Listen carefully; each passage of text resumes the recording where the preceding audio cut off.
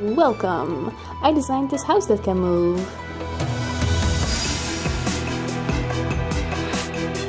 So this crazy thing actually started as a school project, for which I wanted to answer the question: how can we, through kinetic architecture, make buildings more sustainable?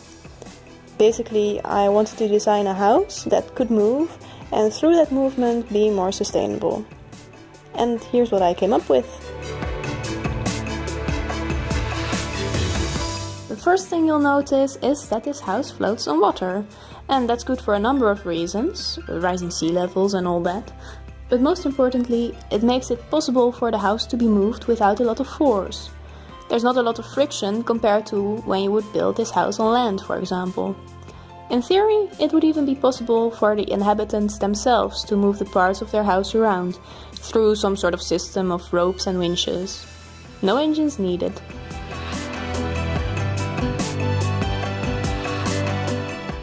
Then on to the ways this house can move. I imagine this being the winter setting of the house, in which it's closed and isolated against the cold. In the morning, the three modules drift apart, creating a light shaft in the middle of the building. This means during the day you won't have to burn so many lamps. And then in the evening, the modules will drift together again to form a cozy, warm and dark building for during the night. And depending on how warm or cold it's gonna be, the modules can drift further apart or stay closer together. And here's the next way of movement. This is how the house can switch from its winter setting to a summer setting. Now the building becomes way more open, airy, light, ideal for hot summer days. It also has a lot of windows on the outside. These were inner walls at first and now become outer walls, so the house sort of gets turned inside out. Oh, and the green patches around the building, which are gardens by the way, now form one shape in the middle, so you also get an inner garden on top.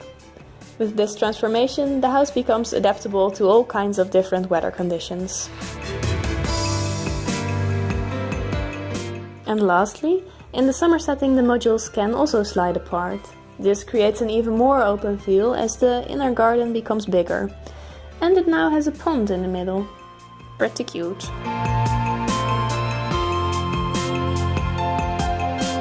The house I've just shown you consists of 3 identical modules, like the one you're seeing right now. But this can be varied. Because the parts fit together in many different ways, it's also possible to have a 4-module house. Or even 5 modules.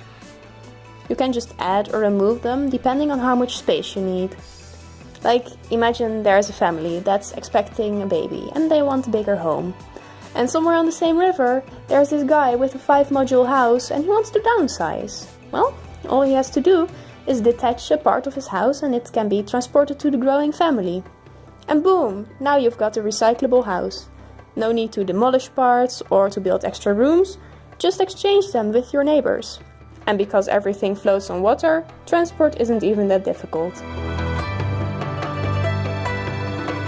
So this is my concept for a movable, sustainable home. And I hope you enjoyed listening to me talk about my brainchild. We'll see what comes of it. Thanks for watching, guys!